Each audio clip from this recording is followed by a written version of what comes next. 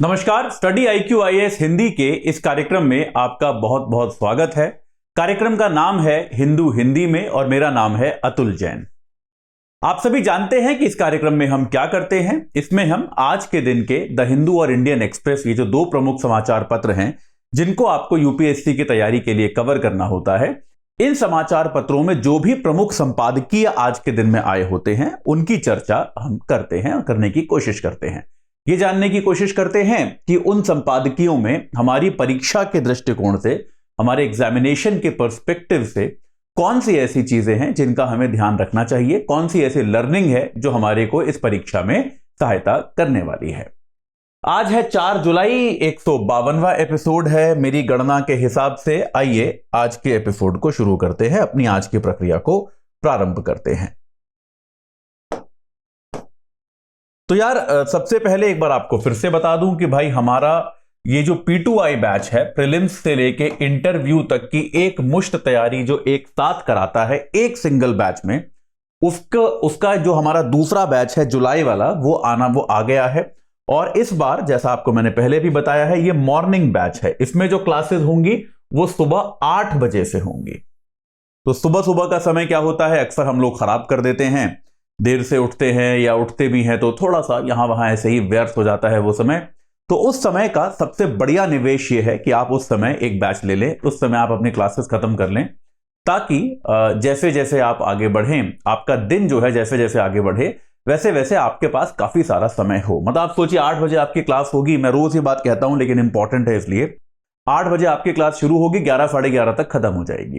तो आपके पास एक पूरा दिन होगा उस क्लास पर फॉलोअप करने के लिए, उस पर अतिरिक्त पढ़ने के लिए, अपने अन्य विषयों की तैयारी करने के लिए, उत्तर लिखने के लिए, अभ्यास करने के लिए, जो भी आपको करना है वो करने के लिए आपके पास पूरा दिन होगा।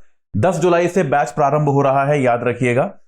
इस बैच में आपको पूरी तरह से कवरेज कराई जाएगी प्रीलिम्स की।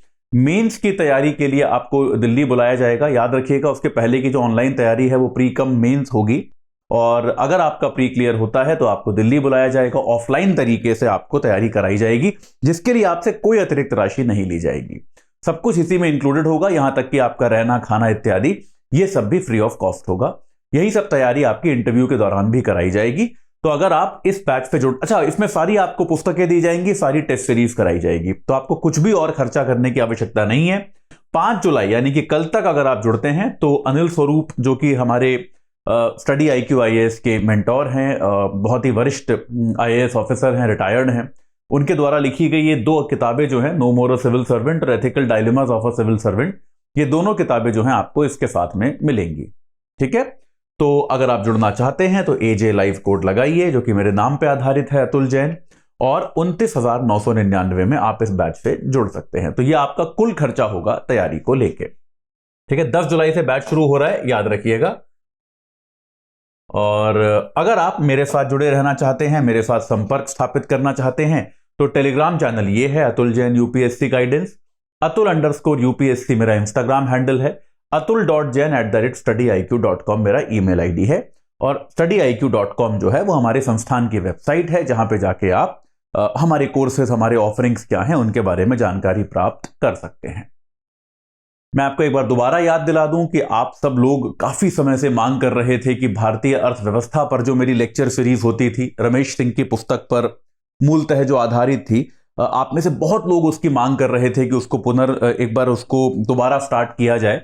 और आप लोगों की मांग पर और अपने पास समय उपस्थित होने के कारण, क्योंकि बीच में मैं दूसरे बैचेस में बिजी हो गया था, तो उस व्यस्तता के खत्म होने के कारण अब मैंने वो बैच एक बार दोबारा स्टार्ट किया है, वो वाली क्लासेस दोबारा स्टार्ट की हैं। 2 क्लास उसमें हो चुकी हैं, एक कल हुई थी, एक आज सुबह हो चुकी है। तो रोज सुबह 10 बजे वो क्लास होती है। बड़े इंटरेस्टिंग टॉपिक्स उसमें हम कवर कर रहे हैं। अगर आपको इकोनॉमिक्स सीखनी है और उसको एंजॉय करना है तो आप उस क्लास को जरूर देखें, ये मेरा आपसे आग्रह होगा।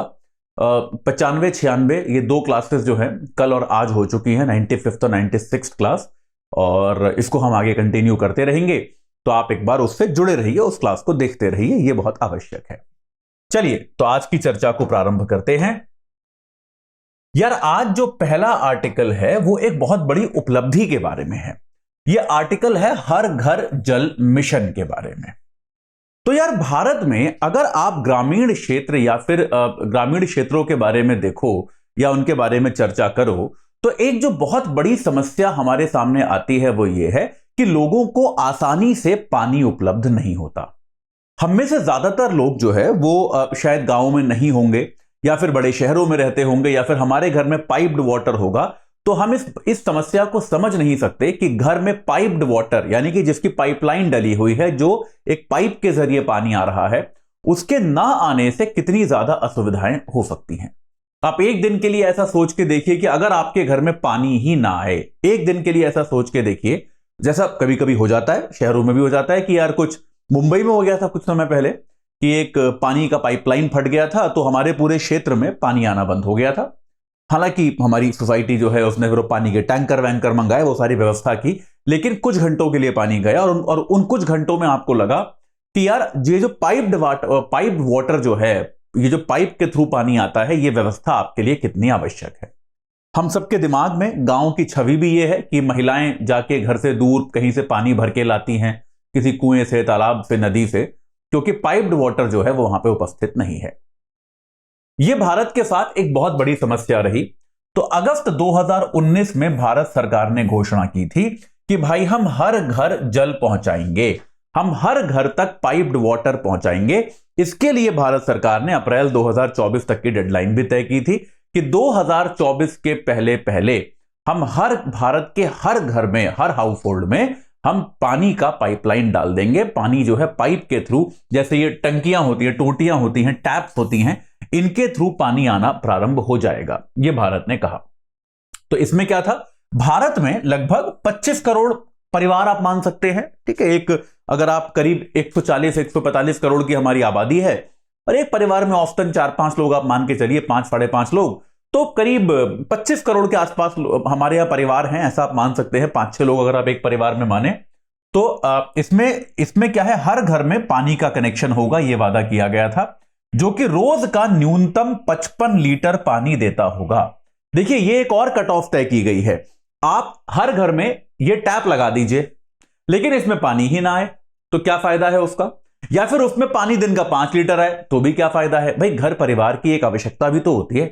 तो यह माना गया है कि अगर न्यूनतम 55 लीटर पानी हर टैप में आपको, हर परिवार को रोज आप मुहैया करा रहे हो, तो आप कह सकते हो कि आप उनकी रोजमर्रा की जरूरतों के लायक पानी दे रहे हो।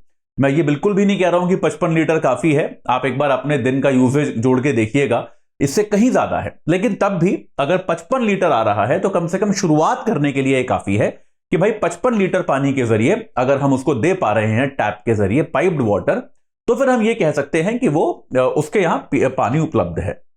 उस समय ग्रामीण क्षेत्रों में क्या स्थिति थी मैं आपको बताता हूं। 2019 की बात है कि ये जो 25 करोड़ घर हैं, इनमें से 19.5 करोड़ जो हैं वो गांव में थे, ठीक है। ये परिवार जो है, हमारे यहां आबादी गांव में रहती है, 19.5 करोड़ परिवार जो ग्रामीण परिवार थे, उनमें से केवल 3.2 करोड़ ग्रामीण परिवारों में ये उपस्थित था। यानी कि मात्र करीब 16-16.5% घर ऐसे थे जहां पर, गांव में मात्र 16-16.5% घर ऐसे थे जहां पर पीने के पानी का कनेक्शन उपलब्ध था। एक बार सोच के देखिए कि 100 में से 84 परिवार ऐसे थे जहां पे पीने के पानी का कनेक्शन जो था वो उपलब्ध ही नहीं था। आपको पीने का पानी था ही नहीं, आपके घर में पानी की टंकी है ही नहीं, आपको बाहर ही जाके भर के लाना पड़ेगा। तो ये अपने आप में बहुत ही ज्यादा एक समस्याप्रद चीज थी और उनके जीवन की जो दशा है, जीवन की जो सुविधा है, उसको बहुत ज्यादा कम ये एक कमी जो है कर देती थी। तो अब इसमें क्या प्रगति हुई है, एक बार इसको देखते हैं। अब ये परसेंटेज जो है, तो ये स्पष्ट है कि हमारा जो 2024 का, अप्रैल 2024 का 100% का टारगेट था, ये तो हम नहीं कर पाएंगे, ये स्पष्ट है, इसमें कोई डाउट नहीं है। अप्रैल 2024 का जो 100% का लक्ष्य रखा हुआ था कि हर घर में होगा, ऐसा नहीं हो पाएगा।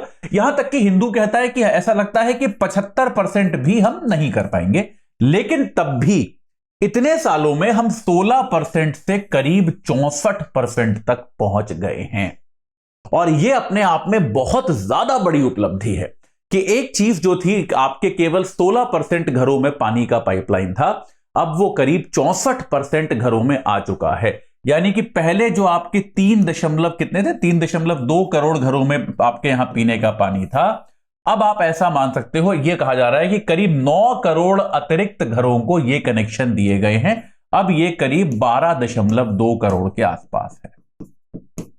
तो आपने करीब 9 करोड़ नए पानी के कनेक्शन जो हैं लोगों को प्रदान किए हैं, जो कि बहुत बड़ी एक उपलब्धि है और एक बहुत बड़ी सामाजिक समस्या के समाधान की तरफ उठाया गया एक बहुत ही सुदृढ़ कदम है। 2024 तक पूरा होना मुश्किल है, यह बात सही है, और इस पूरे होने में आने वाली मुश्किलों में भी हमें इस बात को भी याद रखना पड़ेगा। देखिए, किसी भी योजना के क्रियान्वयन को अगर हम अब देख रहे हैं तो हमें हमेशा कोविड के समय को ध्यान में रखना पड़ेगा कि जब कोविड का समय था, तकरीबन 1.5 साल देश में कोविड की महामारी रही, 1 साल से ऊपर रही, और उस महामारी के समय किसी भी प्रकार का काम, किसी भी प्रकार का जो सिविल काम होता है जिसमें कंस्ट्रक्शन वगैरह होता है, ये संभव नहीं था। तो निश्चित तौर पे उस 1 साल का हमको नुकसान हुआ। और अभी हाल ही में रूस और यूक्रेन युद्ध के कारण भी जो कंस्ट्रक्शन का सामान इत्यादि होता है वो दुर्लभ हो गया। तो इस पूरे क्षेत्र में ये कुछ समस्याएं भी आई, लेकिन उसके बाद भी हम 64% तक पहुंच गए। ये एक बहुत बड़ी उपलब्धि है, निश्चित तौर पे ये बहुत अच्छी बात है। इसमें एक जो कमी नजर आती है, एक जो ऐसा लगता है कि कहीं पर एक जिसमें सुधार की आवश्यकता है, वो ये है कि पूरी तौर पे सफल गांवों की संख्या थोड़ी कम है। यानी कि ऐसा प्रतीत होता है कि ये योजना जब चलाई जा रही है, ये योजना जब बनाई जा रही है, तो अक्सर जो भी लोग, जो भी अधिकारी, जो भी अफसर, जो भी राज्य सरकारें इस योजना का क्रियान्वयन कर रही हैं, वो क्या कर रहे हैं, एक 60-65% की रेंज पे जाके फिर वो काम को लेके थोड़ा सा होता है ना, रिलैक्स हो जाते हो आपकी, फिर वो काम को लेके या फिर इस मिशन को लेके अपनी गंभीरता को कम कर दे रही हैं। तो आपको ऐसा देखने को मिलेगा, वरना क्या होता है कि भाई आपने एक गांव उठाया, आप उसे पहले पूरी तरह से खत्म करो, आप उसको 100% ये प्रॉब्लम सॉल्व करो, तब आप आगे जाओ। लेकिन वो वाला एक अप्रोच, वो वाला एक तरीका जो है देखने को नहीं मिल रहा। तो आप अगर देखेंगे तो भारत के इतने सारे गांवों में से अब जिस गांव में पूरी तरह से हर घर में पानी होता है, उसको हर घर जल स्टेटस दिया जाता है। अब ये स्टेटस के लिए रेकमेंड कौन करता है? राज्य सरकारें करती है कि भाई हमारे हिसाब से यहां पे हर घर जल है। तो 1,68,157 गांवों का नाम राज्यों ने भेजा इसके लिए, लेकिन उसके बाद पंचायतों से चेक किया जाता है कि भाई वास्तविकता में ऐसा है कि नहीं। तो केवल 59,000 गांव ऐसे हैं जिनकी पंचायतों ने स्वीकारा कि यार हां, हमारे यहां अब हर घर में जल आ गया है। यह वाली संख्या कम है, यानी कि आप, और इसमें क्या है, 60-62% आप हो रहा है, यह बात सही है, लेकिन वो 60-62 से 80-90 और 100% तक की जो यात्रा है वो अब थोड़ी सी कमजोर लग रही है। ऐसा लग रहा है कि जो अधिकारी है या फिर जो भी लोग इसका क्रियान्वयन कर रहे हैं, वो 60-62% करके फिर वो छोड़ देते हैं कि ठीक है अब तो काफी हो गया, अब चलो कुछ और करते हैं। तो ये एक कंप्लीट करने वाला जो मिशन मोड जो होता है वो इसमें दिखाई नहीं पड़ रहा। जैसे जल शक्ति मंत्रालय ने खुद एक 3 लाख घरों का सर्वे कराया था, 17 अलग अलग राज्यों में वो गए, उन्होंने करीब 3 लाख घरों का सर्वे किया और उन्होंने क्या देखा कि उनके हिसाब से भी यह आंकड़ा जो है ये 62% पे है। तो एक 60, 62, 64, 65% का जो नंबर है, यहां पर हम लोग थोड़ा सा अटक गए हैं। तो इसके लिए एक बार इस मिशन को पुनर्जीवित करना होगा, इसको एक बार दोबारा देखना होगा कि ये 62 से लेके 80-90 तक की जो यात्रा है ये भी हम अच्छे से कर पाए। कुछ राज्य ऐसे हैं जैसे पंजाब हो गया, हरियाणा हो गया, गुजरात हो गया, जहां पे ये 100% हो गया है, जहां पर हम ये सर्टिफाई कर चुके हैं कि भाई इन राज्यों में अब ऐसा कोई भी घर नहीं है जहां पानी का ये कनेक्शन ना हो। हालांकि इसमें यह कहा जाता है कि खास तौर पे इन तीनों राज्यों में पहले भी स्थिति अच्छी ही थी, तो ऐसा नहीं है कि 2019 में सभी राज्यों में स्थिति बहुत खराब थी। अपेक्षाकृत गुजरात, पंजाब, हरियाणा में स्थिति पहले भी अच्छी थी, तो इसीलिए इनके लिए 100% तक पहुंचना अपेक्षाकृत आसान रहा। लेकिन बाकी राज्यों में बहुत अच्छी तरक्की हुई है, 64% तक हम लोग पहुंच गए हैं, लेकिन तब भी ये 64 से 100 तक की यात्रा जो है, इसको लेके हमको शिथिल नहीं पड़ना चाहिए, इसको लेके हमको जिसको हम कहते हैं ना, रिलैक्स नहीं होना चाहिए कि अभी हाँ तो इतना तो हो गया, अब ठीक है हो जाएगा, ऐसा नहीं करना चाहिए। इसको मिशन मोड में खत्म करने की आवश्यकता है। चलिए आगे बढ़ते हैं। यार ये एक बड़ी इंटरेस्टिंग चीज हो रही है, भारत और अमेरिका के संबंध जो हैं वो एक नई ऊंचाई पे हैं, ये हम देख चुके हैं पिछले दिनों। कई सारे आर्टिकल्स भी मैंने आपको पढ़ाए, उस पर कई सारे संपादकीय आए जिनको लेके हमने विस्तार से चर्चा की कि भाई भारत जो है धीरे धीरे अब अमेरिका की तरफ शिफ्ट होता जा रहा है। अमेरिका को भी चीन वाली समस्या से निपटने के लिए या फिर चीन के सामने एक मजबूत एक तंत्र रखने के लिए भारत की जरूरत है। भारत के बिना अमेरिका ऐसा नहीं कर पाएगा। तो यार अमेरिका क्या चाहता है कि एक नेटो प्लस नाम का एक जो समूह है उसमें भारत को शामिल करना चाहता है।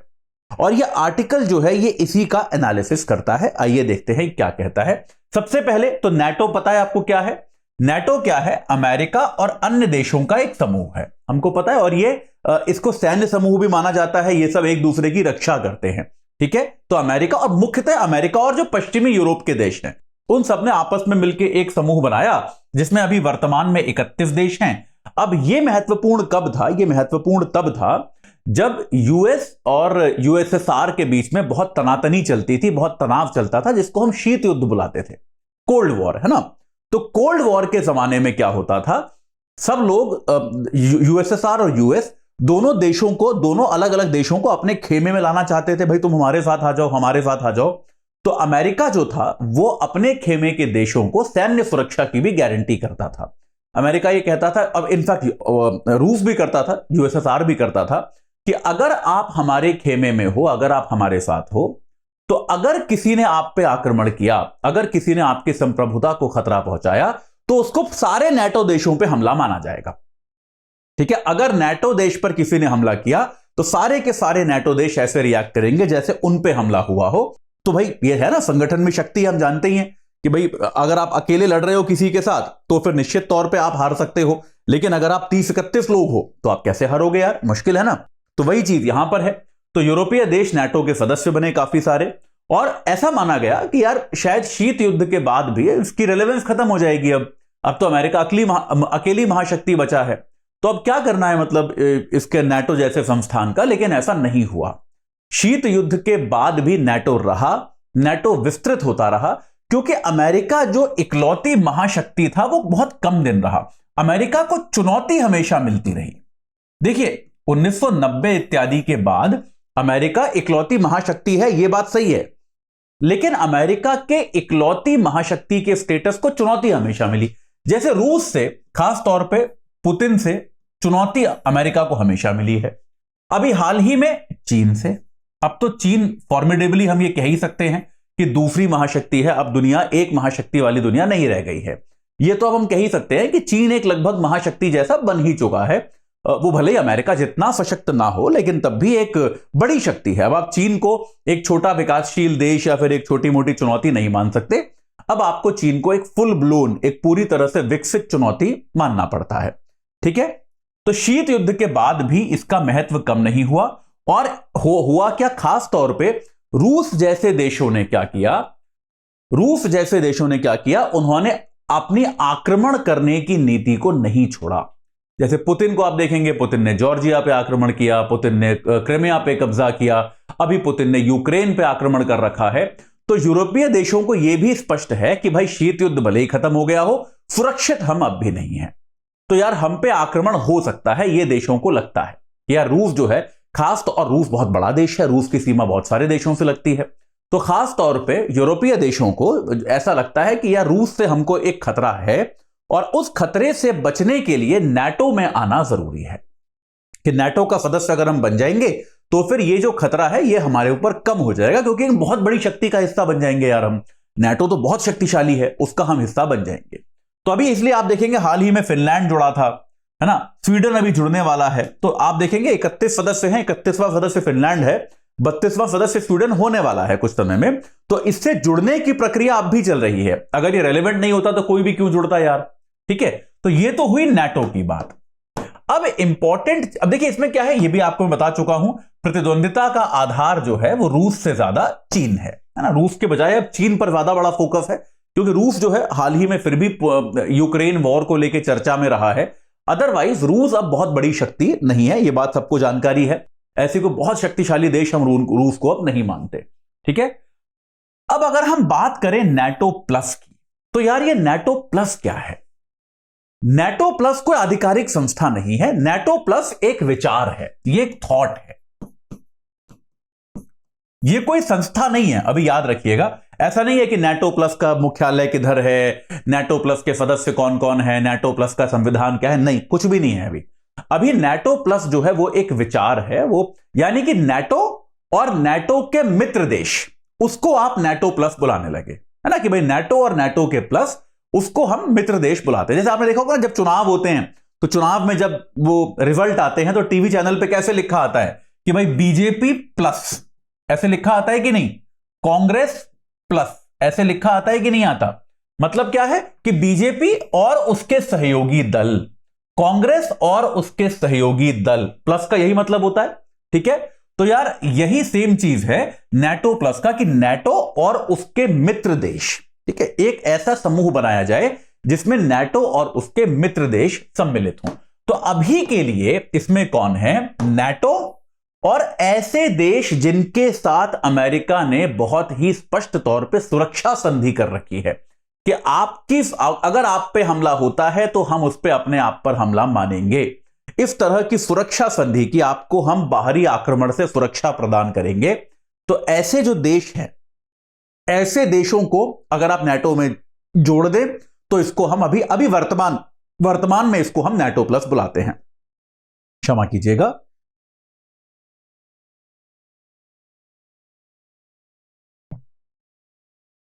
तो ऐसे भी कौन से देश हैं, ऑस्ट्रेलिया, न्यूजीलैंड, जापान, इजराइल और साउथ कोरिया, ऐसे 5 देश हैं अभी जिनको आप NATO देशों के अलावा इन 5 देशों को आप जोड़ते हो तो NATO प्लस बनता है, ठीक है। अब यार अमेरिका बार बार यह प्रयास कर रहा है कि NATO प्लस में भारत को भी शामिल किया जाए। अमेरिका का सीधा सीधा प्रयास यह है, यहां तक कि इतना सीधा प्रयास है कि NATO में जो अमेरिका की जो प्रतिनिधि हैं उन्होंने स्पष्ट तौर पे कहा कि अगर भारत चाहे तो हम इस NATO प्लस की प्रक्रिया का विस्तार कर सकते हैं। बार बार यह कहा जा रहा है, कई सारे राजदूत बोल रहे हैं, कई सारे राजनयिक बोल रहे हैं इस बात को, और बहुत ही उच्चतम स्तर पे यह कहा जा रहा है कि अमेरिका चाहता है कि भाई भारत जो है अब इस NATO प्लस में शामिल हो जाए। उसका कारण एकदम सिंपल है, सबको पता है कि भाई जो मुख्य चुनौती है वो अब चीन है। मतलब अमेरिका के पर्सपेक्टिव से देखेंगे आप तो मुख्य चुनौती चीन है, और यार अमेरिका को क्या चाहिए, चीन को टैकल करने के लिए उन्हें ऐसा देश चाहिए जो चीन से बहुत बड़ा एक सीमा शेयर करता हो, है ना। वो देश भारत ही हम सभी जानते हैं। अगर आप देखेंगे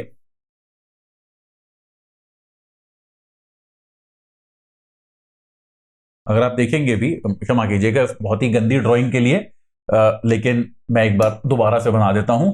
अगर आप देखेंगे तो आप पाएंगे कि यार भारत एक ऐसा देश है निश्चित तौर पर जो कि चीन के साथ एक बहुत बड़ी सीमा जो है वो शेयर करता है कि नहीं करता है। आप अगर देखेंगे उत्तर भारत में तो हमारी इतनी बड़ी सीमा जो है चीन के साथ है, और यह सुविधा अन्य किसी NATO देश को उपलब्ध नहीं है।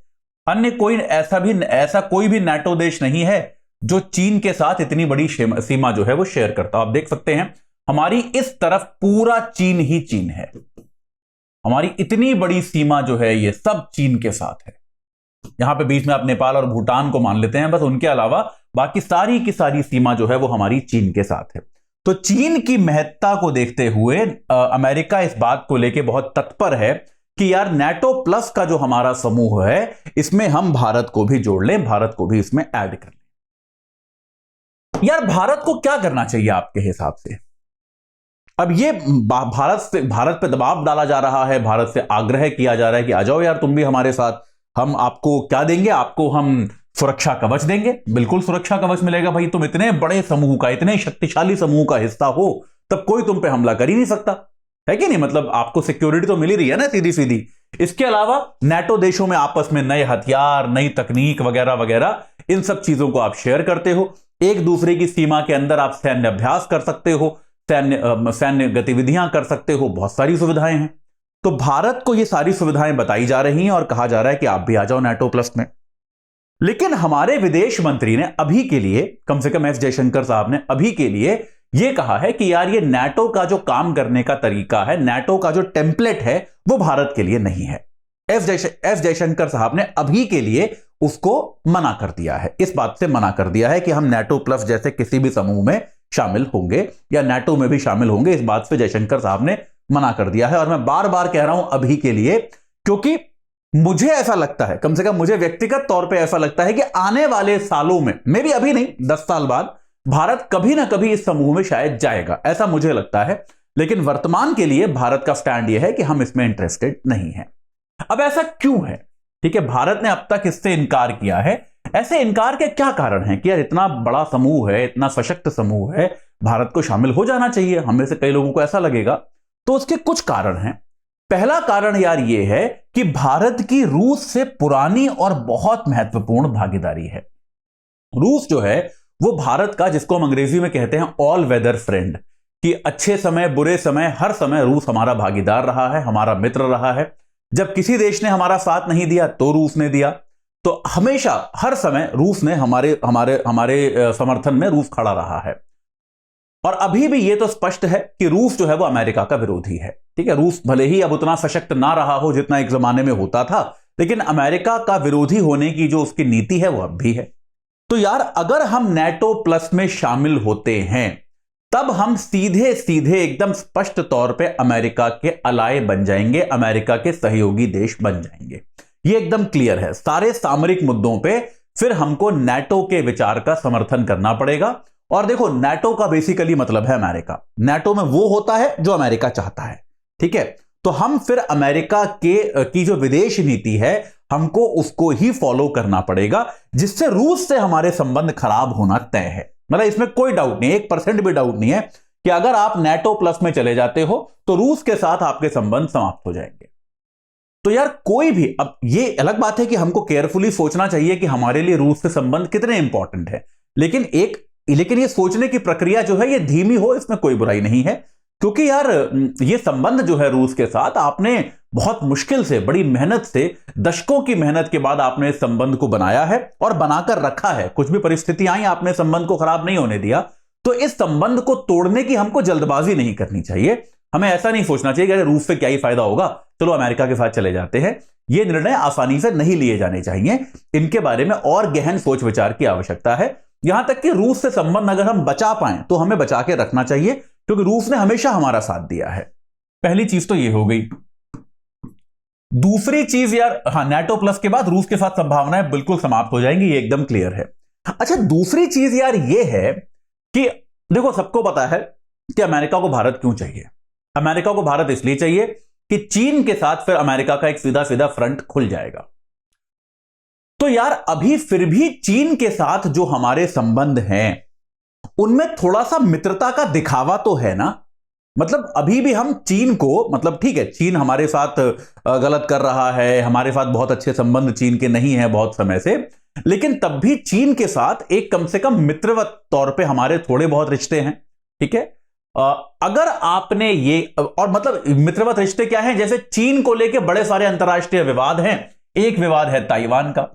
चीन कहता है कि ताइवान हमारा हिस्सा है, और अमेरिका और पश्चिमी देश कहते हैं कि नहीं यार, ताइवान पर तो चीन ने अनाधिकृत तौर पे कब्जा किया हुआ है, हम ताइवान को आजाद कराएंगे। जो वहां की स्पीकर भी हैं यूएस की, नैन्सी पेलोसी, ये गई थी ताइवान, जिसको लेके चीन ने कड़ी आपत्ति भी दर्ज की थी कि यार ये ताइवान क्यों जा रही हैं, ऐसा तो नहीं जाना चाहिए। तो अमेरिका जो है, अमेरिका का ताइवान में बहुत गहरी रुचि है। अमेरिका ताइवान के जरिए चीन को कॉर्नर करना चाहता है, चीन को एक तरह से दबाव में लाना चाहता है। भारत का यह स्पष्ट है कि यार हमें चाइना के दूसरे विवादों से कोई मतलब नहीं है। भले ही वो तिब्बत का विवाद हो, भले ही वो ताइवान का विवाद हो, भले ही आपके वो जियांजिंग का विवाद हो, हमें इन सारे विवादों से कोई मतलब नहीं है। हम बस इतनी सी बात कहते हैं कि चीन के साथ हमारा बस एक विवाद है, वो है हमारी अपनी सीमा का विवाद, कि यार आप हमारी सीमा का जो उल्लंघन करते हो, हमें खाली बस ये विवाद है कि ये जो हमारी सीमा है इसमें जहां जगह जगह, ये तो नेपाल हो गया, जहां जगह जगह, यहां पे आप डोकलाम मान लीजिए, लद्दाख में मान लीजिए, जहां पे जगह जगह चीन इसका उल्लंघन करता रहता है। तो भारत का स्पष्ट है कि चीन के साथ जो हमारा विवाद है वो अभी सीमित है।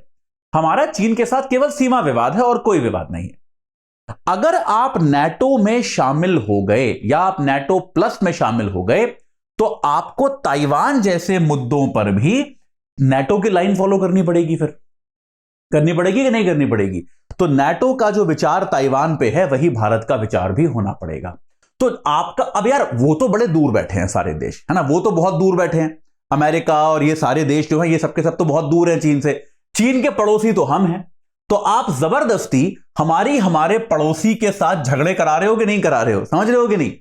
अरे यार ऑलरेडी थोड़ा बहुत झगड़ा चल रहा है, उसमें अगर तुम नए मुद्दों पे और बात करना शुरू कर दोगे कि यार तुम ताइवान के साथ भी गलत कर रहे हो, तुमने तिब्बत में भी गलत कब्जा कर रखा है, तो चीन के साथ आपके संबंध और खराब होंगे। और किसी भी सामरिक स्थिति में, किसी भी जियोपॉलिटिकल स्थिति में यह अच्छा कदम नहीं है कि आपके एक बड़े पड़ोसी के साथ आपके संबंध खराब हो। यह अच्छी बात नहीं है ना, ये तो बात सही है। आपके लिए हमेशा का टेंशन है, आप अपने घर परिवार का ही सोचो ना यार, कि आप जहां रहते हो, आपके घर आसपास के घरों में जो लोग रहते हैं उनके साथ अगर आपके संबंध बहुत खराब हैं तो यार आप ठीक है, आप भले ही आप किसी और को खुश कर रहे हो उससे, लेकिन आपका जीवन तो नर्क हो जाएगा ना यार। अड़ोस पड़ोस के लोग काम आते हैं यार लाइफ में, आपने उनसे जो है दुश्मनी कर रखी है। तो चीन के साथ हमें फिर चीन के अन्य मुद्दों पर भी स्टैंड लेना पड़ेगा जो कि भारत के लिए डिजायरेबल नहीं है, भारत के लिए सही नहीं है। फिर क्या होगा, चीन के पास भी क्या हो जाएगा, अगर चीन को नाटो पर कुछ आक्रामक रवैया अपनाना है तो चीन के लिए एकदम सिंपल हो जाएगा, वो भारत की सीमा उल्लंघन बढ़ा देगा। मान लो चीन को भी कभी ऐसा करना है कि थोड़ा नाटो देशों पे और दबाव डालना है, तो अभी क्या है, नाटो देश बहुत दूर है, चीन वादा कुछ कर नहीं पाता, तब क्या हो जाएगा, एक नाटो देश पास में ही हो जाएगा, नाटो प्लस देश, तो चीन सीधा सीधा हमारी सीमा इत्यादि का उल्लंघन करना शुरू कर देगा और इस हमारे जरिए वो फिर नाटो देशों को ब्लैकमेल करने का प्रयास कर सकता है। तो हम जबरदस्ती इस झगड़े में पिसना शुरू हो जाएंगे, तो ये एक और समस्या है। और निश्चित तौर पे भारत की सामरिक स्वायत्तता समाप्त हो जाएगी। देखो नाटो जो है वो एक ऐसा समूह है बेटा जिसका दुनिया के हर सामरिक समस्या पर कोई ना कोई ओपिनियन है, कोई ना कोई विचार है।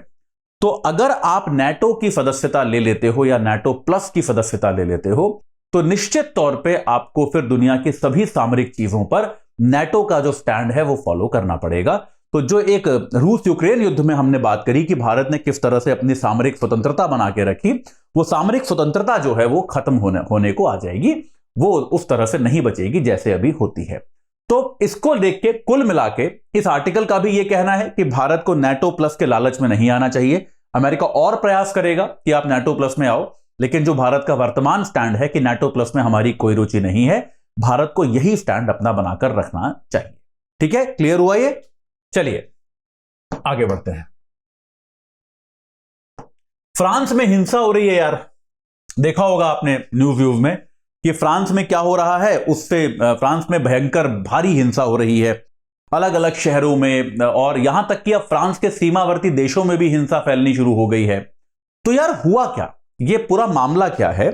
मामला है नस्लवाद का, मामला है रंग भेद का। देखो इसके पहले हम इस हिंसा पे आए, इस बात को समझिए कि क्या होता है कि ये एक सामाजिक चीज है जिसको हम ट्रिगर इफेक्ट कहते हैं। ट्रिगर इफेक्ट क्या होता है कि कोई अन्याय है, कुछ चीज गलत है जो कि बहुत समय से हो रही है, ठीक है, आप समाज जो है उसको बर्दाश्त कर रहा है, उसके साथ जी रहा है, लेकिन समाज के अंदर एक रोष पनपता है, एक गुस्सा जो है वो बढ़ता जा रहा है, बढ़ता जा रहा है, बढ़ता जा रहा है। वो गुस्सा किसी तरह से मैनिफेस्ट नहीं हो रहा, मतलब वो गुस्सा जो है, वो रोष जो है वो लोगों को रोड पर दिखाई नहीं दे रहा, स्पष्ट तौर पे दिखाई नहीं दे रहा। फिर क्या होता है, अचानक से ऐसी कोई छोटी सी घटना होती है जो उसको, उस रोष को पूरी तरह से बाहर निकाल देती है। मैं किसी भी तरह से इस घटना को छोटी नहीं कह रहा हूं, याद रखिएगा, लेकिन हां एक अपराध था, उस अपराध से यह घटना इतनी बड़ी हो जाएगी ऐसा किसी ने नहीं सोचा था। इसके इतिहास में हमको हजारों एग्जाम्पल मिलते हैं। आपने वर्ल्ड वॉर का पढ़ा होगा कि विश्व युद्ध में देशों में आपस में तनाव था, लेकिन क्या हुआ, एक देश के राजकुमार की, एक छोटे से देश के राजकुमार की दूसरे देश में हत्या हो गई। अब वो एक, भाई ठीक है, एक अपराध था, उस पर कार्रवाई की जानी चाहिए थी, लेकिन उससे वर्ल्ड वॉर हो जाएगा ऐसा किसने सोचा था यार?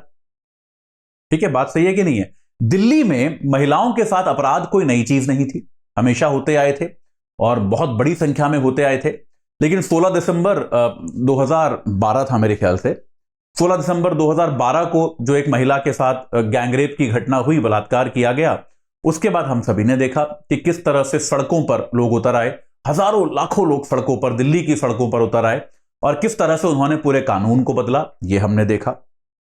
एक अरब स्प्रिंग नाम की घटना हुई थी, आप लोगों ने शायद सुना होगा, उसी समय, उसी दौरान अरब स्प्रिंग में क्या हुआ था, जो अरब देश होते हैं ऐसे बहुत सारे अरब देशों में सरकारें बदल गई थी, और ऐसी ऐसी सरकारें जो कब से चल रही थी। तो भाई हुआ क्या, इसकी भी शुरुआत जानते हैं आप कहां से हुई थी। एक देश है ट्यूनीशिया, अफ्रीका में एक देश है ट्यूनीशिया, वहां से इसकी शुरुआत हुई थी। वहां पर एक बेन अली नाम का शासक था जो कि कई दशकों से एक तरह से तानाशाही था। तो यार वहां पर भी लोगों ने बेन अली को भगा दिया, वो देश छोड़ के भाग गया। कैसे हुआ ये, एक फल वाला, एक सोचिए एक आम फल वाला जो आपके यहां भाई फल बेचते हैं लोग ठेले पर, इस तरह का एक फल वाला था। उस फल वाले को वहां की स्थानीय पुलिस ने पीट दिया, जैसा हमारे यहां अक्सर होता है, पुलिस वाले मारते ही रहते हैं ठेले वेले वालों को। तो एक कोई फल वाला था, तो स्थानीय पुलिस से कुछ उसका झगड़ा हुआ, स्थानीय पुलिस ने उसको एक दो थप्पड़ कुछ मार दिए। उस फल वाले को बहुत इंसल्टेड, बहुत बेइज्जती महसूस हुई, उसको बहुत बुरा लगा। इसके लिए उसने क्या किया, उसने जो उस क्षेत्र का पुलिस हेडक्वार्टर है वहां पर गया और उस हेडक्वार्टर के सामने उसने खुद को जला दिया। ऐसी घटनाएं भी भारत में बहुत होती हैं। ऐसा नहीं है कि आपको ये, हमको पता है कि किसी को न्याय नहीं मिल रहा था, किसी लड़की को, उसने आके पुलिस थाने के आगे आत्महत्या कर ली, ये सब हमारे यहां भी बहुत होता है बस। और ऐसा नहीं कि ट्यूनीशिया में पहली बार हुआ था, वहां भी बार बार होता है। लेकिन क्या होता है, कई बार ऐसी कोई एक घटना अचानक से जो आपके सब्र का बांध जिसे हम कहते हैं उसे तोड़ देती है। लोगों के सब्र का बांध टूटा और लोग सड़कों पे आ गए, लाखों लोग सड़कों पे आ गए और बेन अली को देश छोड़ के भागना पड़ा। उसके बाद आसपास के और देशों में इस प्रकार की क्रांति फैली। उसके बाद इजिप्ट में इस तरह की क्रांति फैली जहां पर शासन बदला। उसके बाद लिबिया में इस तरह की क्रांति फैली जहां पर मुनम्मर कद्दाफी को भागना पड़ा।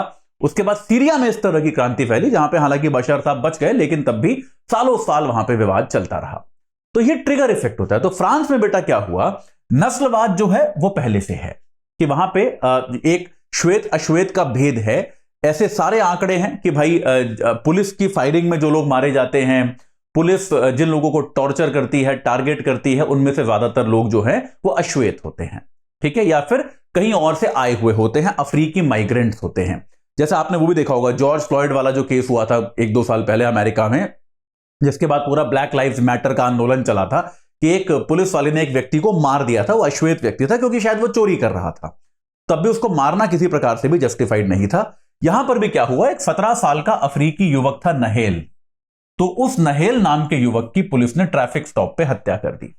पुलिस वालों ने उसको ट्रैफिक स्टॉप पे रोका और बिना किसी प्रोवोकेशन के, बिना किसी भड़कावे के उसको गोली मार दी। 17 साल का युवक था, वो मर गया।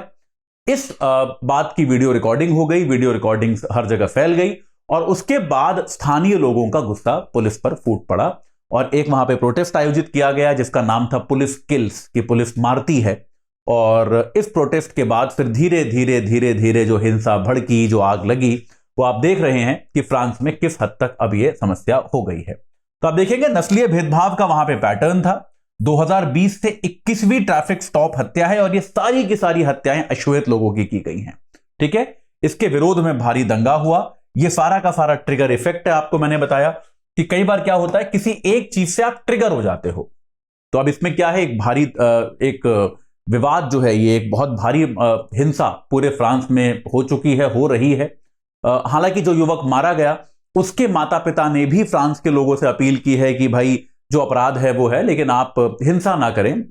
उसके माता पिता ने भी लोगों से शांति की अपील की है कि आप हिंसा को बंद करें किसी ना किसी तरह से। तो फ्रांस के जो राष्ट्रपति हैं मैक्रोन, उनके लिए एक नए प्रकार का संकट ही आ गया है। यार 2017 से ना, जब से मैक्रोन साहब इस बार जीते हैं, कार्यकाल बढ़िया नहीं जा रहा उनका। मतलब उनके कार्यकाल में कुछ ना कुछ चल ही रहा है।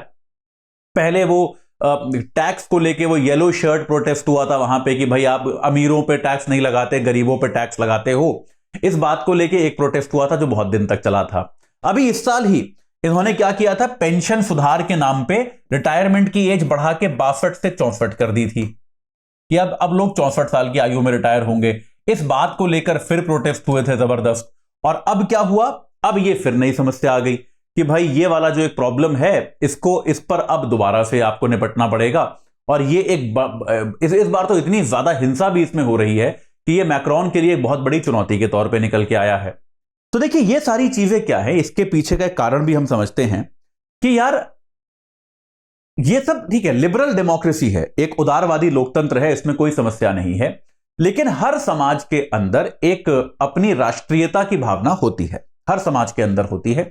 और अब ये यूरोपीय देश जो हैं वो इस समस्या को महसूस कर रहे हैं कि आपने अगर उदारवादी तरीके से अफ्रीकियों को या अन्य जगहों से आए हुए लोगों को अपने देश में बसने दिया है, तो आपको यह भी सुनिश्चित करना पड़ेगा कि आप उनको फेयरली ट्रीट करें। समझ रहे हैं कि नहीं, कि आप उनके साथ फिर खराब व्यवहार ना करें। अगर आप लोगों को अपने यहां बसने दे रहे हैं, लेकिन बसने देने के बाद आप इस तरह से, जैसे आपने वो 17 साल के बच्चे को मार दिया, अगर आप इस तरह की हरकतें उनके साथ करेंगे, फिर तो यार वो विरोध भी करेंगे ना। अगर आप उनको अपने यहां बसने दे रहे हैं, तो आपको उन्हें बसाने के बाद उनको बराबर के अधिकार भी देने पड़ेंगे, उनको बराबर का सम्मान भी देना पड़ेगा। तो ये जो चीज है, ये वास्तव में, ये आजकल के जो उदारवादी लोकतंत्र हैं उनकी वास्तविक परीक्षा ये है कि आपने ये तो कह दिया नहीं, हम तो बहुत लिबरल डेमोक्रेसी हैं भाई, हम तो सबको अपने यहां आने देंगे, हमारे दरवाजे सबके लिए खुले हैं। दरवाजे तो खुले हैं, लेकिन जब वो आ जाते हैं तो आप उनके साथ आचरण कैसा करते हैं, ये एक बहुत इंपॉर्टेंट चीज है। नस्लवाद और प्रवासी समस्या ने आधुनिक लोकतंत्रों के सामने ये चुनौती रखी है कि आप ये करके दिखाओ कि आपने बसा तो लिया, आपने यहां उन्हें सम्मान से ट्रीट करोगे क्या, उनकी इज्जत करोगे क्या, आप उनको बराबर अधिकार दोगे क्या, उनको गलत तरह से टारगेट नहीं करोगे क्या। अगर आप ये कर पाओगे तब आप उदारवादी लोकतंत्र कहे जा सकते हो, वरना आपका उदारवादी लोकतंत्र जो है वो नाटक है। ये एक बहुत बड़ा एक टेस्ट जो है सारे देशों के सामने हुआ है। यहां पर थोड़ा सा एक मैक्रोन साहब पर भी टिप्पणी आई है कि यार वो भी क्या कर रहे हैं, वो भी इस समस्या का सैन्य सोल्यूशन निकाल रहे हैं, सुरक्षा समाधान निकाल रहे हैं। जैसे क्या आ रहा है कि भाई हमने 45,000 की फोर्स लगा दी है देश में, जिससे इसको नियंत्रित किया जा सके। यहां पे यार अगर कोई समस्या सामाजिक होती है तो उसका सुरक्षा समाधान होना बड़ा मुश्किल है, उसका सामाजिक समाधान होना चाहिए। मैक्रोन को ज्यादा जो है देश की सड़कों पे दिखना चाहिए, उनको ज्यादा देश के लोगों से नेगोशिएट करते हुए, बातचीत करते हुए और शांति व्यवस्था को स्थापित करते हुए दिखना चाहिए। वही बात जो मैं बीरेन सिंह के बारे में मणिपुर में कह रहा था कि यार आप सेना लगा दोगे, ये सोल्यूशन नहीं है, वो मतलब कैसे सुलझेगा प्रॉब्लम। आप अगर कुछ लोग नाराज हुए हैं किसी कारण से और वो हिंसा पे उतारू हैं, तो आप उन लोगों से बातचीत कीजिए, उन लोगों को समझाइए, उन लोगों को आश्वासन दीजिए कि भाई हम करेंगे कार्रवाई, जो भी कार्रवाई है हम करेंगे, और हम इसके लिए संस्थागत उपाय करेंगे कि इस तरह की घटनाएं आगे से ना हो। तो ये एक राजनेता का कर्तव्य होता है, यही एक राजनेता का काम भी होता है। केवल सैन्य समझौता निकालना, ये कि हमने 45,000 सोल्जर लगा दिए हैं, ये कोई इलाज ही नहीं हुआ, इसका तो कोई मतलब नहीं हुआ। तो मैक्रोन साहब को भी थोड़े ज्यादा राजनीतिक कौशल को दिखाने की आवश्यकता है। चलिए आगे बढ़ते हैं। यार ये फिर से एक राजनीतिक आर्टिकल है, राजनीतिक व्यक्ति ने लिखा है। भारत के जो स्वास्थ्य मंत्री हैं मनसुख मंडाविया, उन्होंने इसको लिखा है इंडियन एक्सप्रेस में। तो लेकिन तब भी क्योंकि ये एक सरकार की एक योजना पे आधारित है, तो मैं इसमें केवल योजना की बात करूंगा। जहां जहां उन्होंने प्रधानमंत्री को देश का सबसे अच्छा प्रधानमंत्री बताया है, ये सारी चीजें मैं छोड़ दूंगा, राजनीतिक बातों पर हमें पढ़ना नहीं है। लेकिन मनसुख मंडाविया साहब ने जो काम की चीज बताई है वो हम यहां पे पढ़ेंगे। तो यार इन्होंने बात करी है सिकल सेल अनीमिया की। सिकल सेल अनीमिया क्या होती है बेटा? एक बीमारी होती है। हम सबके रक्त में लाल रक्त कोशिकाएं होती हैं, जिनको हम आरबीसी कहते हैं, रेड ब्लड सेल्स। ठीक है, वो आमतौर पे ऐसी दिखती हैं, गोल। ठीक है, उनका आकार जो होता है वो ऐसा होता है। सिकल सेल अनीमिया जो होती है वो एक ऐसी बीमारी होती है जिनमें इन लाल रक्त कोशिकाओं का आकार कुछ ऐसा हो जाता है जैसा एक दरांती होती है। सिकल को हिंदी में दरांती कहते हैं। तो ये कुछ इस प्रकार के आकार की रेड ब्लड सेल्स हो जाती हैं। इनकी ऑक्सीजन कैरी करने की, ऑक्सीजन को एक जगह से दूसरी जगह लेके जाने की क्षमता जो है वो भी कम हो जाती है, जिसके कारण व्यक्ति को बहुत तरह की स्वास्थ्य से जुड़ी हुई समस्याएं उत्पन्न होनी शुरू हो जाती हैं। ठीक है, तो यार ये एक ऐसी बीमारी है जिसमें लाल रक्त कोशिकाएं जो है वो दरांती जैसी हो जाती हैं, और अगर ये आपको हो जाता है तो आपको निरंतर दर्द रहता है, कई बार बहुत ज्यादा दर्द होता है शरीर के अलग अलग हिस्सों में, आपको अनीमिया हो जाता है। ऑब्वियसली यार अगर आपके बॉडी में ऑक्सीजन नहीं पहुंचेगी, रेड ब्लड सेल्स नहीं पहुंचेंगे, तो आपको अनीमिया होगा। शरीर में सूजन हो जाती है, निरंतर थकान, मतलब थकान भी ऐसी कि आप उठ नहीं पाओगे, इस तरह की थकान लगातार ही रहती है, पूरे समय रहती है। ठीक है, अच्छा इसके कारण क्या है ये अभी तक स्पष्ट नहीं है। ये एक प्रकार की एक जेनेटिक समस्या मानी जाती है कि यार ये वंशानुगत समस्या है, कुछ लोगों में होती है। इसके कुछ स्पष्ट कारण जो है वो क्लियर है नहीं। तो आमतौर पर यह देखा गया है कि भारत में जहां भी ट्राइबल लोग रहते हैं, जनजातीय आबादी जो है वो इस समस्या से ज्यादा ग्रस्त पाई जाती है। तो यह बीमारी जो है यह आमतौर पर जनजातीय लोगों की बीमारी है, ट्राइबल लोगों की बीमारी है। और ट्राइबल लोग तो भारत में बहुत सारे हैं, हम जानते हैं इस बात को। तो इसके लिए सरकार ने अच्छा, इसमें क्या है, इसकी प्रेवलेंस भी जो है इन 13 राज्यों में ज्यादा मानी गई है। ये मंडाविया साहब कहते हैं कि भाई ये 13 राज्य जो हैं इनमें काफी पाया जाता है। राजस्थान, गुजरात, मध्य प्रदेश, छत्तीसगढ़, झारखंड, पश्चिम बंगाल, उड़ीसा, तेलंगाना, आंध्र प्रदेश, तमिलनाडु, केरल, कर्नाटक और महाराष्ट्र। तो ये ऐसे 13 राज्य हैं, इनमें यह समस्या काफी अधिक पाई जाती है। अब चूंकि यह समस्या वंशानुगत है, तो इसको रोकने का जो सबसे इफेक्टिव तरीका है वो ये है कि इससे पीड़ित लोगों को आपस में विवाह मत करने दो। कि अगर मान लीजिए जो मेल है और फीमेल है, अगर दोनों को सिकल सेल अनीमिया है, अगर दोनों में सिकल सेल का प्रॉब्लम है, तो जो बच्चा होने वाला है उसके सिकल सेल अनीमिया से ग्रस्त होने की संभावना बहुत ज्यादा बढ़ जाती है। ठीक है, तो यह क्लियर है कि अगर दोनों ही पेरेंट्स जो हैं आपके वो सिकल सेल अनीमिया से ग्रस्त हैं, तो इस बात की संभावना बेहद ज्यादा है कि आपको भी सिकल सेल अनीमिया होगा। तो उसके लिए एक विवाह में, तो इसलिए क्या है, ये बच्चों को होने की संभावना बहुत ज्यादा है। तो इसको रोकने का भी जो तरीका है वो क्या निकाला है सरकार ने, कि हम 7 करोड़ लोगों की स्क्रीनिंग करेंगे, हम 7 करोड़ लोगों की जांच करेंगे कि भाई आपको सिकल सेल अनीमिया है या नहीं है। और अगर आपको सिकल सेल अनीमिया निकला तो फिर आपको क्या करेंगे, एक स्मार्ट कार्ड देंगे। मतलब अब ऑब्वियसली यार, सरकार ऐसा नियम तो नहीं बना सकती कि आप शादी नहीं कर सकते। शादी करना व्यक्ति का मौलिक अधिकार होता है, वो जिससे शादी करना चाहे कर सकता है। लेकिन कम से कम अक्सर क्या होता है, गांव में लोगों को ये सब पता भी नहीं होता, जनजातीय क्षेत्रों में लोगों को इस चीज की जानकारी भी नहीं है कि अरे यार इस व्यक्ति को तो सिकल सेल अनीमिया है और हमारे बच्चे को भी है, तो दोनों शादी करेंगे तो आने वाले बच्चों को सिकल सेल अनीमिया होगा।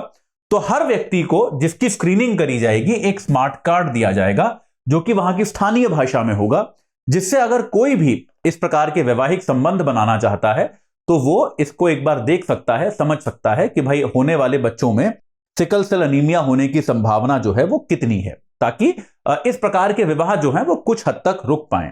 ठीक है, और अगर इसके अलावा एक चीज और भी है कि चलिए अगर ऐसे विवाह होते भी हैं तो ऐसा माना जाता है कि गर्भधारण के पहले 10 सप्ताह के अंदर अगर आपको जानकारी हो जाए कि बच्चे को सिकल सेल अनीमिया होने की संभावना है तो आप उसको फिर भी रोक सकते हो, उसका इलाज कर सकते हो। तो गर्भधारण के एक जल्दी वाले चरणों में मालूम चल जाएगा। तो कम से कम अगर ऐसे 2 लोग शादी भी करते हैं, विवाह भी करते हैं, तो उनको इस बात की जानकारी होगी कि उनकी आने वाली संतान जो है वो हाई रिस्क पर है, उसको अधिक खतरा है। तो इसीलिए उसके लिए जो भी इलाज इत्यादि की सुविधा है वो उसका इंतजाम पहले से कर पाएंगे। ठीक है, तो सरकार ने लक्ष्य क्या लिया है कि 2047 तक सिकल सेल अनीमिया का पूरी तरह से उन्मूलन कर दिया जाएगा। भारत देश से हमें यह एक संकल्प लिया गया है कि 2047 जब हमारी आजादी के 100 साल पूरे होंगे तब तक भारत को हमें सिकल सेल अनीमिया फ्री बनाना है। तो ये बस इतनी सी बात थी इस आर्टिकल में जो मेरे को आपको बतानी थी। तो ये एक कार्यक्रम है जो सरकार ने प्रारंभ किया है।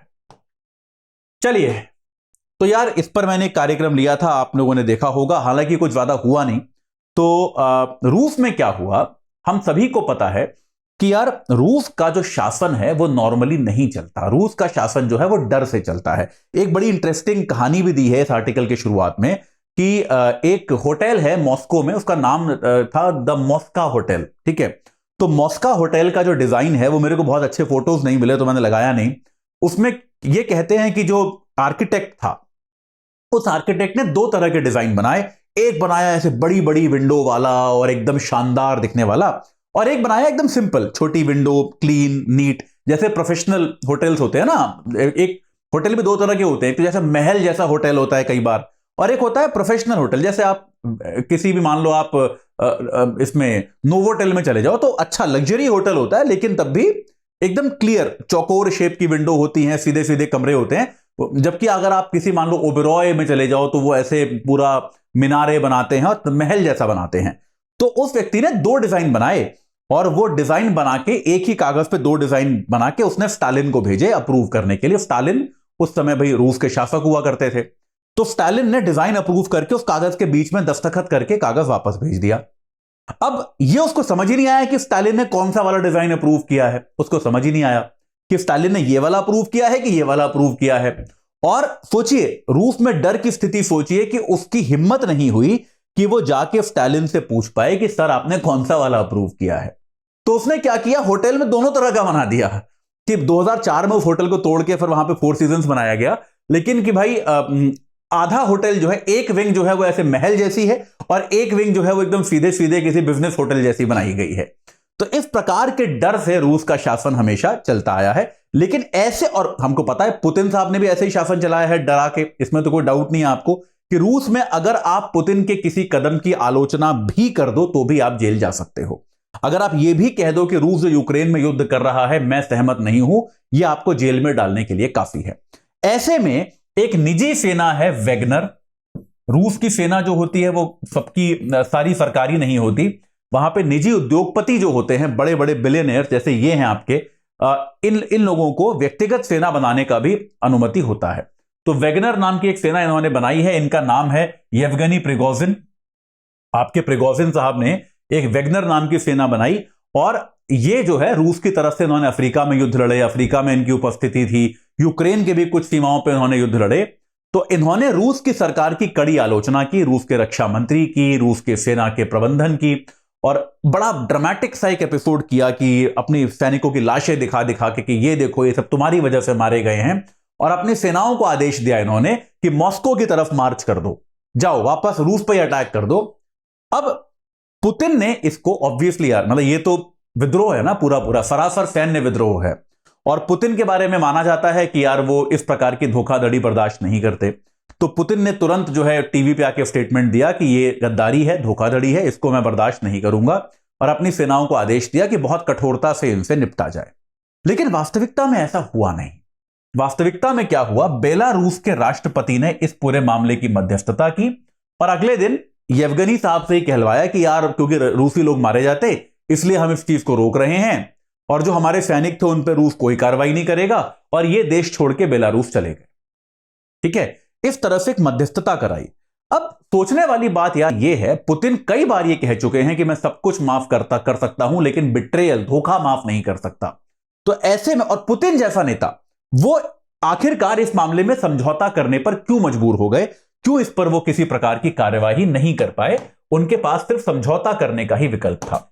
इसकी बात ये करता है, वो कहता है देखिए पुतिन ने, ऐसा नहीं है कि पहले कभी युद्ध नहीं किए, लेकिन पुतिन के सारे पिछले युद्ध जो थे वो बड़े संक्षिप्त थे। जॉर्जिया पे पुतिन ने 2008 में अटैक किया था, 2014 में तो लगभग बिना किसी युद्ध के ही उन्होंने क्रीमिया पे कब्जा कर लिया। सीरिया में 2015 में उन्होंने अपनी सेना भेजी थी जिसके जरिए उन्होंने इजराइल वगैरह को न्यूट्रलाइज किया था। लेकिन ये सारे के सारे युद्ध जो थे ये बेहद संक्षिप्त थे। और ये आपको एक बार मैं पहले भी बता चुका हूं कि यार युद्ध जो होता है अगर लंबा खिंचता है तो उससे असंतोष पनपता ही पनपता है। पुतिन का भी यूक्रेन को लेकर उनकी अपेक्षा यह थी कि हम यूक्रेन में जाएंगे, कुछ दिनों में उस पर विजय प्राप्त करेंगे और वापस आ जाएंगे। लेकिन यूक्रेन के प्रतिरोध के कारण वहां पे समय लग रहा है। समय लगने के कारण अमेरिका, जैसे आपको याद होगा जब यूक्रेन का युद्ध शुरू हुआ था तो अमेरिका ने अपनी एम्बेसी वहां बंद कर दी थी और अमेरिकी उस देश को छोड़ के चले गए थे। लेकिन अब समय लगा तो अमेरिकियों को भी अपनी रणनीति बनाने का समय मिला, और अगर समय मिला तो वो भी अब पूरी शक्ति के साथ यूक्रेन का समर्थन कर रहे हैं। तो ये युद्ध जो है ये धीरे धीरे लंबा खिंचता जा रहा है और असंतोष होता जा रहा है। और ऐसे असंतोष में पुतिन के लिए यह बड़ा एक मुश्किल चीज था कि वह वैगनर सेना से एक अलग युद्ध लड़े, कि एक तो वहां युद्ध चल ही रहा है जिसमें दिक्कत हो ही रही है, अब एक और नया हम फ्रंट खोल रहे हैं अपनी वैगनर सेना के खिलाफ। यह पुतिन के लिए बहुत ही एक गलत कदम होता, बहुत ही एक समझदारी के बिना वाला कदम होता। तो इसीलिए पुतिन ने किसी तरह से, जबकि ये रूस का जो राजनीतिक चरित्र है उसके भी खिलाफ है और पुतिन का जो राजनीतिक चरित्र है उसके भी खिलाफ है, तब भी पुतिन ने यहां पर समझौता करना उचित समझा। हालांकि इस समझौते से पुतिन कमजोर दिखे, इसमें कोई डाउट नहीं है कि समझौते से पुतिन की जो छवि है वो कमजोर दिखनी शुरू हो गई। ठीक है, तो यार अब देखो बॉटम लाइन ये है कि अब जो परिस्थिति हो गई है उसमें अगर पुतिन यूक्रेन का युद्ध नहीं जीत पाते हैं तो उसके बाद उनकी छवि को बहुत ज्यादा नुकसान होना तय है। जो उनकी सशक्त छवि है उसका नुकसान होना बहुत ज्यादा एक जरूरी है, उनकी स्थिति बहुत ज्यादा कमजोर हो जाएगी। तो पुतिन के लिए अब एक तरह से इस वैगनर के विद्रोह ने यह सुनिश्चित कर दिया है कि अब पुतिन के पास यूक्रेन का युद्ध जीतने के अलावा और कोई विकल्प है ही नहीं। अब अगर आप बिना जीते वहां से हटे तो फिर हो सकता है पुतिन साहब बहुत लंबे समय तक शासन भी ना कर पाए। ठीक है, चलिए ये आज का आखिरी आर्टिकल था, हमारा समय भी हो चला है, जल्दी से आज के प्रश्न देखते हैं। चलिए आज का पहला प्रश्न, सत्य कथन पहचानना है आपको। सिकल सेल अनीमिया सामान्यतः जनजातीय क्षेत्रों में पाया जाता है, बिल्कुल सही है। इसमें श्वेत रक्त कोशिका का आकार बदल जाता है। श्वेत का बदलता है क्या? नहीं, आरबीसी का, रेड ब्लड सेल का, यानी कि आपकी लाल रक्त कोशिका जो होती है उसका आकार बदलता है, ना कि श्वेत का।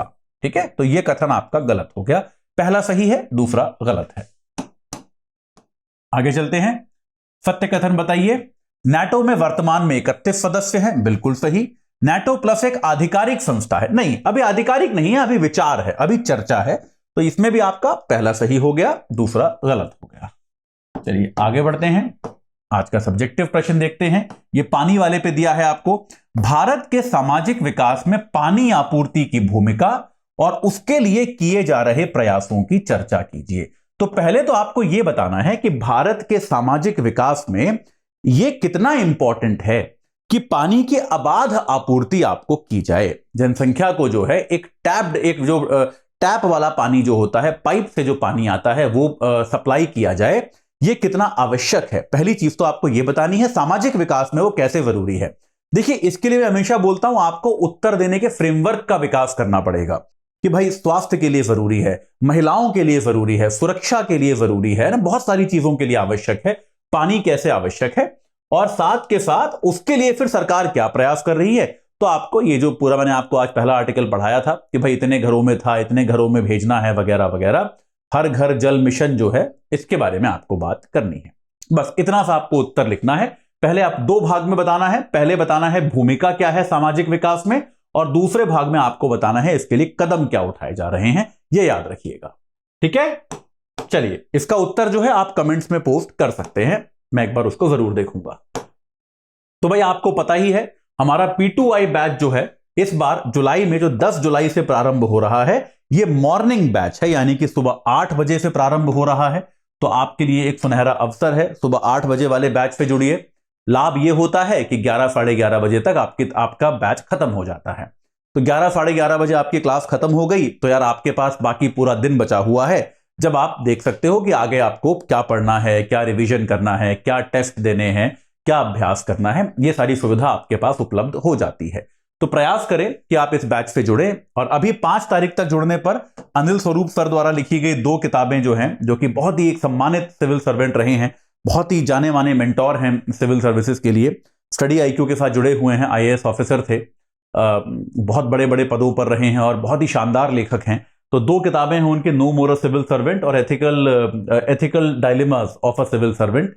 तो यार ये 2 उनके द्वारा लिखी गई किताबें जो हैं, ये भी आपको बाकी बुक सेट मिलेगा, क्योंकि याद रखिएगा P2I में आपको तैयारी की सारी किताबें दी जाती हैं, तो उन सारी किताबों के साथ ये 2 किताबें भी आपको अतिरिक्त दी जाएंगी अगर आप 5 तारीख तक जुड़ते हैं। बाकी आपको पता ही है कि प्रीलिम्स की तैयारी, मेंस की तैयारी कराई जाएगी ऑनलाइन, और अगर आपकी प्रारंभिक परीक्षा क्लियर होती है तो आपको मेंस की तैयारी के लिए दिल्ली बुलाया जाएगा। वहां पर आपकी पढ़ाई आपको ऑफलाइन मोड में होगी, आपका ट्रैवल, रहना, खाना इत्यादि हर चीज का खर्चा संस्थान उठाएगा, आपसे किसी भी तरह का अतिरिक्त राशि की मांग वहां पर नहीं की जाएगी। ठीक है, तो आप AJ लाइव कोड लगा सकते हैं, मेरे नाम पे आधारित है अतुल जैन। आप AJ लाइव कोड लगाकर मात्र 29,999 में इस बैच से जुड़ सकते हैं। तो अगर आप किसी बैच से जुड़ना चाहते हैं तो यह आपके लिए सबसे अच्छा विकल्प है। 10 तारीख से शुरू हो रहा है, याद रखिएगा। चलिए, आप अगर ऑप्शनल कोर्स भी लेना चाहते हैं, आपको वैकल्पिक सबको पढ़ना ही होता है, तो ये 8 ऐसे वैकल्पिक विषय हैं जो स्टडी IQ IAS के साथ हैं। इसकी प्रेजेंटेशन मैं आपको भेज दूंगा, आप वहां पर देख सकते हैं विस्तार से कि भाई क्या है, कब शुरू हो रहा है, क्या टाइमिंग है, और आप AJ लाइव कोड लगा के इन वैकल्पिक विषयों के साथ भी जुड़ सकते हैं, इसको भी आप ले सकते हैं। अगर आपके दिमाग में कोई सवाल है, कोई प्रश्न है, कोई चर्चा आपको करनी है, तो आप अतुल जैन UPSC गाइडेंस नाम के टेलीग्राम चैनल पे वो चर्चा कर सकते हैं। आप मुझसे सवाल पूछ सकते हैं। आप अपने इस क्लास की प्रेजेंटेशन जो है वो इसी टेलीग्राम चैनल पे आती है। atul_UPSC मेरा इंस्टाग्राम हैंडल है, atul.jain@studiiq.com मेरा ईमेल ID है। इन सारे तरीकों से आप मेरे से संपर्क कर सकते हैं। और studiiq.com हमारे संस्थान की वेबसाइट है, जहां पर जाके आप हमारे क्या क्या ऑफरिंग्स हैं, क्या हम और कोर्सेज बनाते हैं, उन सब के बारे में आप जानकारी प्राप्त कर सकते हैं। चलिए, तो आज के लिए इतना ही है। मैं आपसे मिलूंगा फिर से कल सुबह 10 बजे कल की इकोनॉमिक्स की क्लास के साथ, और फिर कल शाम 4 बजे हिंदी में हिंदू के साथ। तब तक पढ़ते रहिए, अपना ध्यान रखिए, और आज शाम मेरे साथ जुड़ने के लिए आपका बहुत बहुत धन्यवाद।